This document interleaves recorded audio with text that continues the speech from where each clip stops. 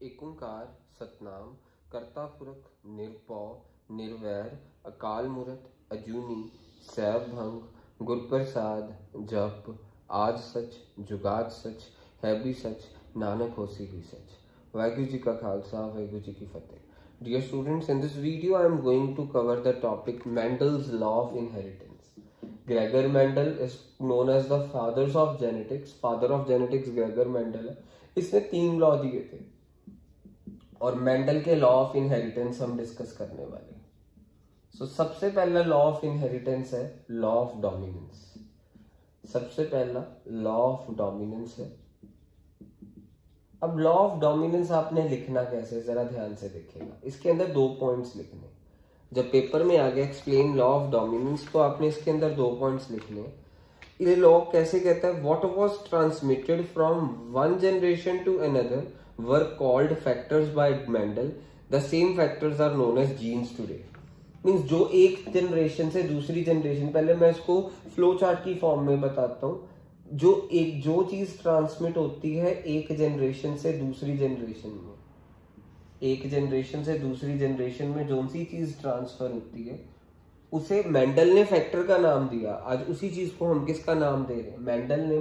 जो एक चीज दूसरी जनरेशन में जा रही है, एक ट्रेट पहली जनरेशन से दूसरी जनरेशन में जा रहा है, मेंडल ने उसे फैक्टर कहा और आज की डेट में हम उसे क्या कह रहे हैं, jeans.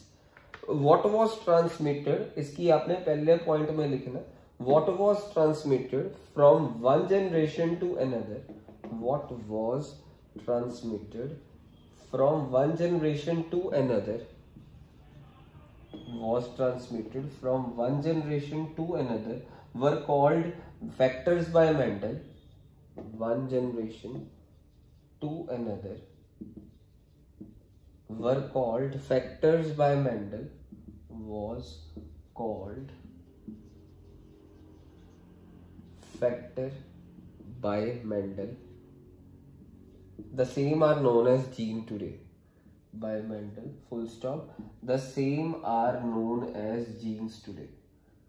Are known as genes today. ये हमारा लॉ ऑफ डोमिनेंस है।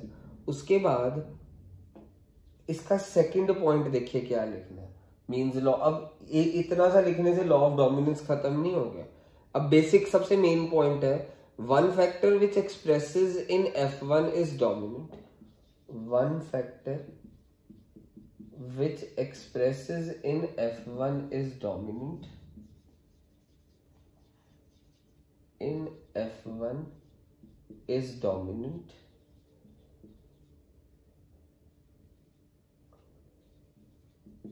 And other factor which remains hidden in F1 and other factor, एक factor है जो express करता है F1 में, and another factor which remains hidden in, another factor which remains hidden in F1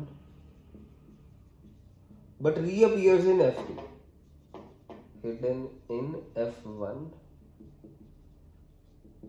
but reappears in F2। अब ये अगर आपने ऐसे लर्न करने की कोशिश करी बिना कुछ समझे तो आप कभी नहीं लर्न कर पाएंगे। सो पेपर में लिखना ये चीज है, पर इसकी एक्सप्लेनेशन समझने का तरीका ध्यान से लिखिएगा। आप देखिएगा प्योर, हमारे पास pure tall and pure dwarf pea plant का जब हमने पुनेट स्केयर बनाया तो इनके जनरेशन, ये पेरेंट जनरेशन है।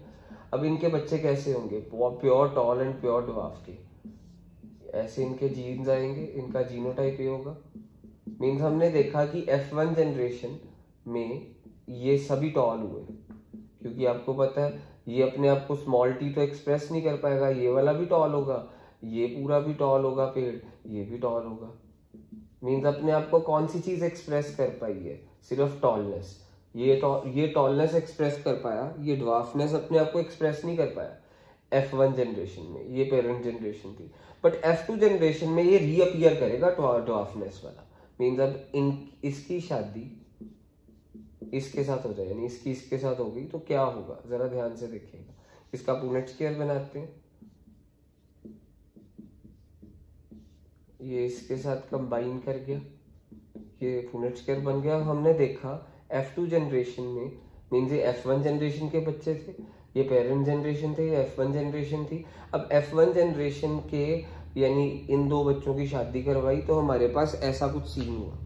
तो अब F2 जनरेशन में किस तरह के बच्चे हुए? सारे F2 जनरेशन में इस तरह के बच्चे हुए, ये टॉल, ये भी टॉल, ये भी टॉल, एंड ये लास्ट वाला क्या हो गया? ड्वार्फ। मीन्स अब हम क्या कह सकते हैं, ये टॉलनेस ने अपने आप को F1 जनरेशन में रिप्रेजेंट करा, बट ड्वार्फनेस ने अपने आप को F1 जनरेशन में नहीं रिप्रेजेंट करा, एक्सप्रेस ही नहीं कर पाया। बट ड्वार्फनेस ने अपने आप को रीअपियर करा कहाँ पे? F2 जनरेशन में।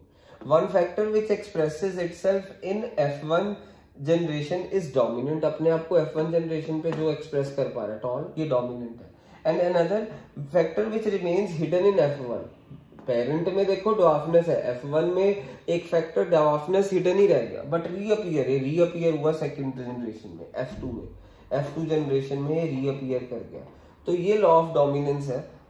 लॉ ऑफ डोमिनेंस क्या कहता है? पहले आपको ये लिखना है व्हाट वाज ट्रांसमिटेड फ्रॉम, ये देखो क्या टॉलनेस एंड ड्वार्फनेस ट्रांसमिट हो रही है बच्चों में। What was transmitted from one generation to another generation was called factor। हम इसको जीन्स कहते हैं ना, इनको ये जीन्स कहते हैं, मेंडल इसे फैक्टर कहता था। The same are known as genes today। One factor which expresses itself in F1 generation। F1 generation में कौन सा फैक्टर एक्सप्रेस कर पा रहा है? टॉलनेस, वो डोमिनेंट होगा। और जो सा फैक्टर हिडन है, ये F1 जनरेशन में ड्वार्फनेस हिडन है, ये रिसेसिव हो गया। So another factor which remain hidden in F1 but reappear in F2 is recessive। इसे हम क्या कहेंगे? रिसेसिव। सो ये हमारा फर्स्ट लॉ हो गया मेंडल का लॉ ऑफ इनहेरिटेंस। पहला लॉ है लॉ ऑफ डोमिनेंस। अगली वीडियो में दूसरा लॉ करेंगे।